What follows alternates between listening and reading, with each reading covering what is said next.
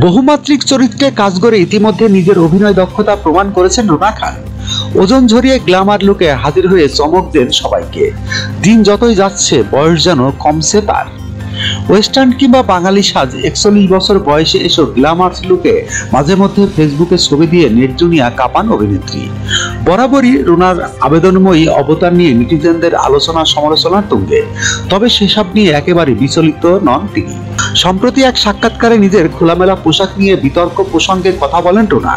অভিনেত্রী বলেন যে আপারা সবচেয়ে বেশি সততার আশ্রয় নেন, পর্দার বাইরে অসৎ কাজ করেন, কাজ পাওয়ার জন্য তারাই পর্দায় সবচেয়ে শালীন সেজে থাকার চেষ্টা করে।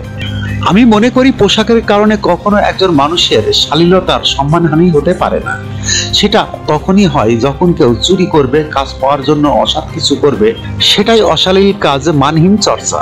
তিনি আরো বলেন, আমার কাছে পোশাক মানে পোশাক, সবাইকে যে আমার ভাবনার সঙ্গে একমত হতে হবে এমনটা নয়। রুনা বিষয়টি ব্যাখ্যা করেন এভাবে, কেউ সুইমিং পুলে কি সালোয়ার কামিজ পরে নামবে, আবার কেউ বিয়ে বাড়িতে গেলে কি সুইমিং কাস্টম পরে যাবে, তেমনটা তো নয়। আর যেটা ভালো লাগবে সেটাই পরবে। রুনার ভাষ্য, আমি তো অভিনেত্রী, মডেল, আমি আমার পছন্দের কাজ করব। দর্শক হিসাবে আপনি আমার কাজ পছন্দ করতে পারেন, নয়তো যিনি লম্বা হাতাওয়ালা পোশাক পরে কাজ করছেন তার কাজও পছন্দ করতে পারেন।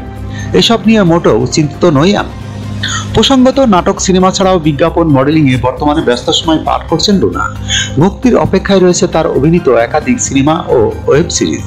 নীলবন্তর, বক, দাফন, এছাড়া পাপ কাহিনী নামে একটি ওয়েব ফিল্ম ও নীলপদ্ম নামে একটি স্বল্পদৈর্ঘ্য সিনেমার কাজও শেষ করেছেন তিনি। যখনকার খবর তখনই দেখতে চোখ রাখুন সুন 24 টিভিতে।